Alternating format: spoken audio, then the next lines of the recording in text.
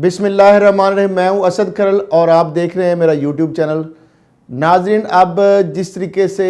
पाकिस्तान के ऊपर दबाव डाला जा रहा है और वो दबाव कौन से ममालिक डाल रहे हैं कि जिसकी यानी जिसके ज़रिए मकसद जिसका ये है कि इज़राइल जो है उसको पाकिस्तान तस्लीम कर ले। अभी तक पाकिस्तान वो वाहिद इस्लामी मुल्क है जो इज़राइल को तस्लीम करने से मुसलसल ना सिर्फ इनकारी है बल्कि अगर सबसे ज़्यादा 57 इस्लामी मुल्क के ममालिक के अंदर से अगर रद्दमल आता है तो हमेशा वो पाकिस्तान का रद्दमल है। और इस हवाले से भी इसकी अहमियत है कि पहला इस्लामी जो है एटमी मुल्क है, तो इसलिए इसके रिएक्शन जो है उसके हवाले से अब जिस तरीके से बाज़ इस्लामी ममालिक जो हैं वो जिस तरह से इज़राइल को तस्लीम ना सिर्फ कर चुके हैं, कुछ गैर एलानिया और कुछ एलानिया, बल्कि पाकिस्तान के ऊपर इज़राइल को उसकी जो हैसियत है उसको तस्लीम करने के हवाले से मुसलसल दबाव डाला जा रहा है। और इसके हवाले से मुख्तलिफ जो है वो हथकंडे इस्तेमाल किए जा रहे हैं। जिस तरीके से हम देख रहे हैं कि मुत्तहदा अरब अमारात में जो पाकिस्तानी हैं उनके हवाले से किस तरह रुकावटें और सख्तियाँ पैदा की जा रही हैं, इस तरह दीगर भी कुछ जो ममालिक हैं वो इस हवाले से जो उनकी पॉलिसियाँ हैं वो पाकिस्तान पर मुख्तलिफ़ तरीके से दबाव डाल रहे हैं। तो मामला ये है कि पाकिस्तान जो है और ख़ास तौर पर वज़ीर-ए-आज़म पाकिस्तान इमरान खान साहब इस हवाले से पहले भी कैटेगोरिकली अपना मौक़िफ़ दे चुके हैं कि किसी सूरत भी पाकिस्तान इसराइल को तस्लीम नहीं करेगा, क्योंकि बानी पाकिस्तान कायद-ए-आज़म मोहम्मद अली जिन्ना ने भी ये कहा और पाकिस्तान का जो आइन कानून और पाकिस्तान की जो पॉलिसी है और जो ख़ारजा पॉलिसी है उसमें किसी सूरत भी हम उसके होते हुए इज़राइल को तस्लीम नहीं कर सकते। दूसरी मैं आपको नाज़रीन जो एक खौफनाक एक जो पहलू की तरफ आपको मैं निशानदेही करने जा रहा हूँ, ये आप आइंदा चंद दिनों के अंदर देखेंगे। आपको सोशल मीडिया के ज़रिए, मुख्तलिफ़ साइट्स के ज़रिए, ट्विटर के ज़रिए, फ़ेसबुक के ज़रिए, मुख्तलिफ़ यूट्यूब चैनल के ज़रिए आपको एक कैंपेन नज़र आएगी और उस कैंपेन जो है उसका मकसद ये होगा कि पाकिस्तान जो है इज़राइल को उसको तस्लीम करना चाहिए। इस हवाले से एक डिबेट शुरू होगी। अब इसके ऊपर आप ख़ुद अंदाज़ा लगा लें कि इसके पीछे किसकी फ़ाइनेंसिंग होगी, कौन से वो ऐसे एलिमेंट होंगे कि किस तरह पाकिस्तान के जो 22 करोड़ आवाम हैं उनके ज़हन को परागंदा करने के लिए एक बाकायदा एक कैंपेन लॉन्च की जाएगी। उसके हवाले से बहुत सारे जो ट्विटर जो अकाउंट्स हैं उसके जो हैंडल हैं, बहुत सारे जो यहाँ से नहीं बल्कि बाहर से मुख्तलिफ़ पाकिस्तानी नामों से जो ऑपरेट होंगे या इस तरह के फ़ेसबुक जो अकाउंट्स हैं उनके ज़रिए ये एक प्रोपेगेंडा किया जाएगा कि जनाब पाकिस्तानी हुकूमत बेवकूफ़ी कर रही है, उसको इज़राइल को तस्लीम करके बहुत सारे फ़ायदे इससे हासिल किए जा सकते हैं, लिहाजा पाकिस्तान को इज़राइल को तस्लीम कर लेना चाहिए। अब ये पहले भी इस तरह की एक दो दफ़ा मज़मूम कोशिशें हो चुकी हैं, अब दोबारा से फिर ये कोशिशें जो हैं ये शुरू होंगी और आप देखेंगे कि इससे लोगों को एक उनके ज़हन जो है उसमें राय आमा को हमवार करने के लिए, उनके ज़हनों को तब्दील करने के लिए एक 5th जनरेशन वार जो है उसका बाकायदा एक आगाज़ किया जाएगा। अब आपने इस पर कड़ी नज़र रखनी है कि कौन से वो लोग जो हैं इसका हिस्सा बनते हैं, कौन से लोग जो हैं वो इस जो पाकिस्तान के हवाले से ख़ास तौर पर जो इज़राइल का एक हमेशा सख्त और एक कड़ा जो एक मौक़िफ़ रहा है कि पाकिस्तान इज़राइल को किसी सूरत भी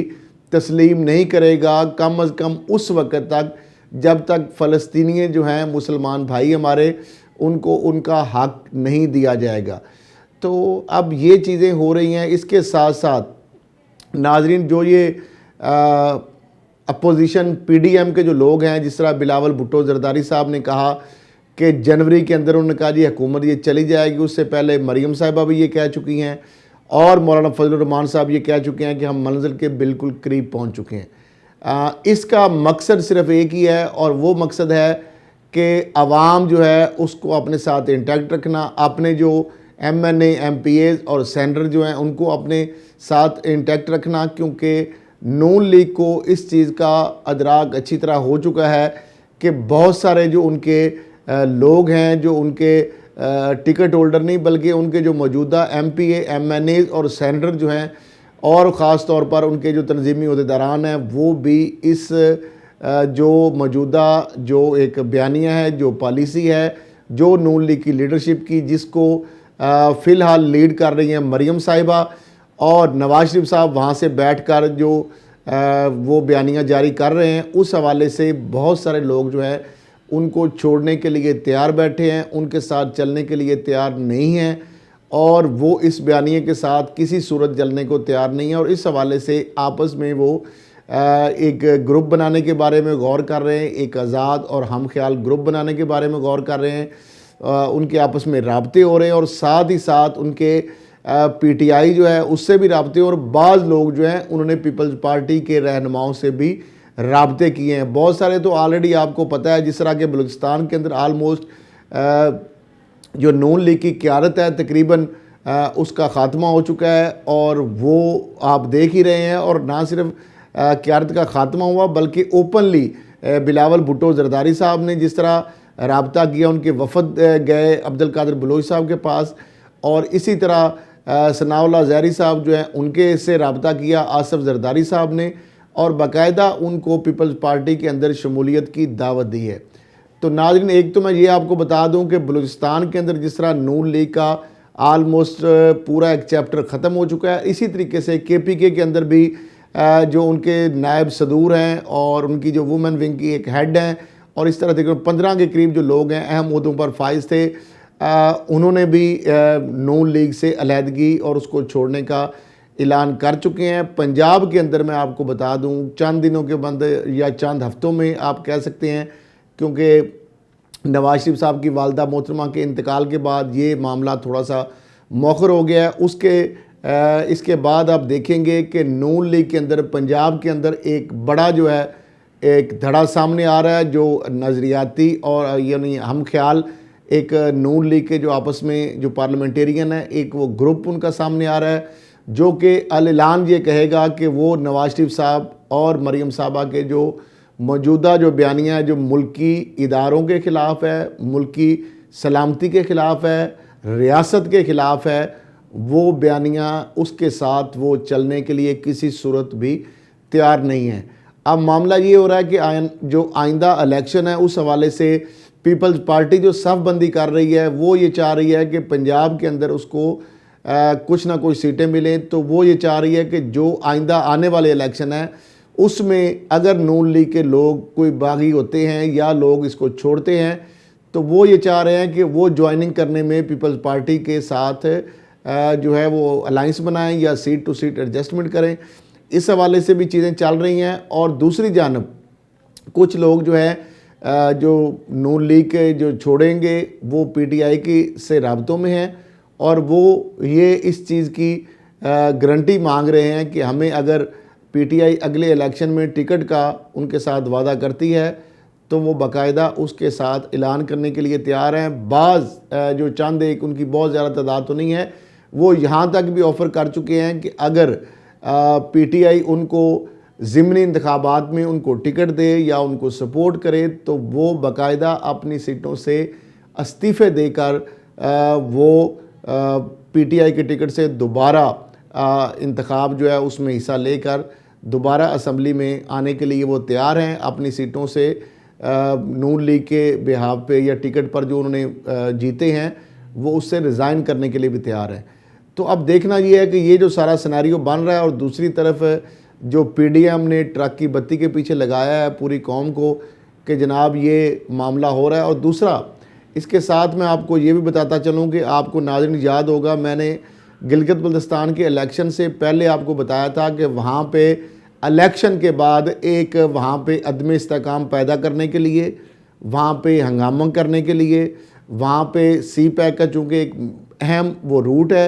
और उसको सबोताज करने के लिए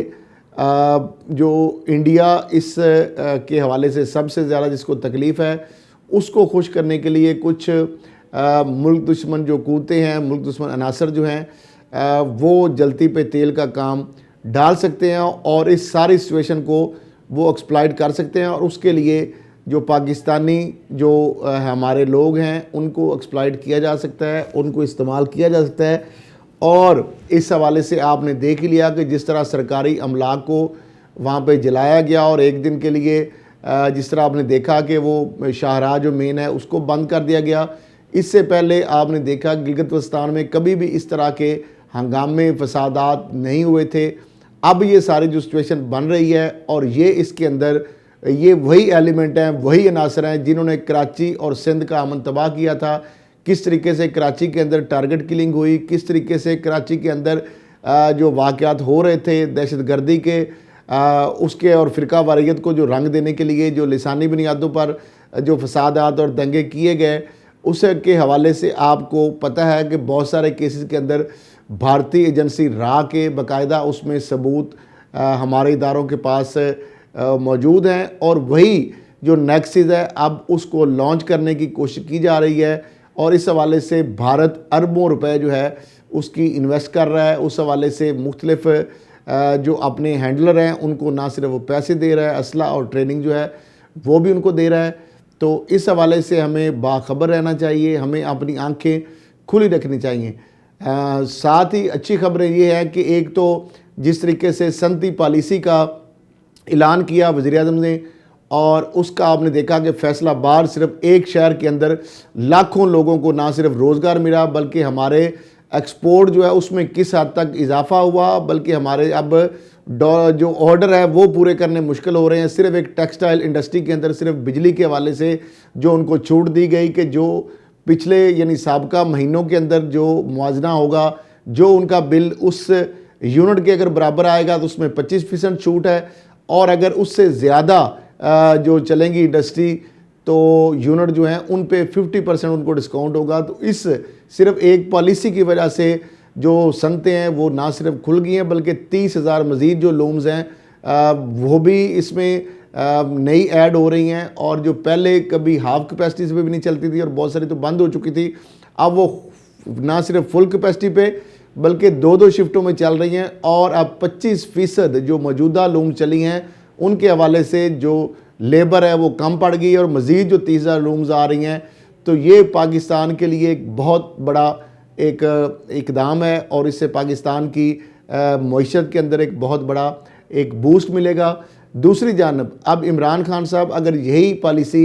एग्रीकल्चर सेक्टर के ऊपर भी अगर नाफिजुल अमल करें कि ज़िम्मेदारों को खाद बीज के ऊपर अगर वो इंसेंटिव दें और इस तरीके से जो उनके स्प्रे हैं और ख़ास तौर पर जो डीज़ल चूँकि बहुत ज़्यादा इस्तेमाल होता है एग्री पर्पज़ के लिए जो डीज़ल इस्तेमाल होता है उस पर सब्सिडी दें और ख़ास तौर पर जो बिजली है उस हवाले से अगर उस पर राहत दें या उसको फ्री फॉर एग्रीकल्चर पर्पज़ अगर बिजली कर दी जाए ट्यूबवेल के इस्तेमाल के लिए तो उससे हमारे मुल्क की जो पैदावार है उसमें बहुत ज़्यादा इजाफा हो सकता है और उससे भी पाकिस्तान अरबों डॉलर ज़र मुबादला कमा सकता है। तो इस हवाले से भी वज़ीर-ए-आज़म को अब तवज्जो देने की ज़रूरत है कि जो हमारा शोबा ज़राअत है वो इग्नोर रहा है। उस हवाले से अगर वो इस पे इनिशिएटिव लेंगे तो यकीनन इसके भी पाकिस्तानी जो मईशत है उसके ऊपर बहुत एक मस्बत असरात मुरतब होंगे। तो एक और जो अहम सबसे इस वक्त मसला दरपेश है वो है महंगाई का। तो अब मेरा ख्याल है सबसे ज़्यादा जो इस वक्त हुकूमत को जो चैलेंज दरपेश है वो महंगाई का है। अब वज़ीर-ए-आज़म इमरान खान साहब को इसके ऊपर फोकस करना चाहिए और जो अशिया ज़रूरिया की कीमतें हैं उनके अंदर बहुत ज़्यादा चूँकि इजाफा हो चुका है। चीनी जिस तरीके से 50 रुपये से ज़्यादा उसमें फ़ी केजी इजाफा हुआ मौजूदा हुकूमत के दौरान, घी और आयल की कीमतों में तकरीबन 50 से 80 रुपये फ़ी की जो केजी इसी हुकूमत के दौरानिए में इजाफा और इसी तरीके से जो गैस है उसकी कीमतों में बहुत ज़्यादा इजाफा हुआ है और इस तरीके से बिजली जो है उसकी कीमतों में भी इजाफा हुआ है। तो अब इन चीज़ों के ऊपर भी हुकूमत को ख़ास तवज्जो देनी चाहिए और फिर जिस तरीके से बाकी अशिया ज़रूरी है, दालें हैं, बाकी जो चीज़ें हैं ख़ास तौर पर आटा जो है उसमें बहुत ज़्यादा इजाफा हुआ है। फ़ी केजी जो 35 रुपये किलो मिलता था अब 70 रुपये किलो से भी ज़ायद उसकी कीमत हो चुकी है। और ख़ास तौर पे अगर चक्की का या देसी जो आटा उसकी अगर बात की जाए तो अब ये वो सारी चीज़ें हैं जो चैलेंज है हुकूमत को। अगर हुकूमत इस चैलेंज से नबर्द आज़मा होने में कामयाब हो जाएगी तो फिर ये PDM के जलसे जो हैं और जुलूस है इनके अंदर खुद से ही हवा निकल जाएगी, क्योंकि अभी जो लोग जमा हो रहे हैं वो पॉपुलैरिटी इसमें 11 जमातों पीपल्स पार्टी या PMLN की पॉपुलैरिटी की वजह से लोग नहीं आ रहे। लोग इस महंगाई से सताए हुए मौजूदा हुकूमत की जो अब तक की पॉलिसियाँ उसकी वजह से लोग इनमें भरपूर शिरकत कर रहे हैं। तो अब देखना ये है कि वज़ीर आज़म जो है किसानों के हवाले से एग्री पर जो पॉलिसी है उसका कब ऐलान करते हैं, और उससे यकीनन अगर वो ऐलान करते हैं तो मुल्क के अंदर एक इनकलाब बर्पा हो सकता है। हम उम्मीद करेंगे कि वज़ीर आज़म जिस तरह संतों के लिए उन्होंने खसूसी पैकेज का ऐलान किया है, अगर वो ज़राअत के शोबे के लिए जो कि 70% दारोमदार शोबा ज़राअत पे है, करोड़ों लोग इससे वाबस्ता हैं डायरेक्टली और इनडायरेक्टली, तो अगर इससे हवाले से हुकूमत खुसूसी तवज्जो देगी तो यकीनन इसके असरात बहुत ही पाकिस्तान की मईशत के ऊपर मस्बत पड़ेंगे। इसी के साथ इजाज़त दीजिए। अल्लाह हाफ़िज़।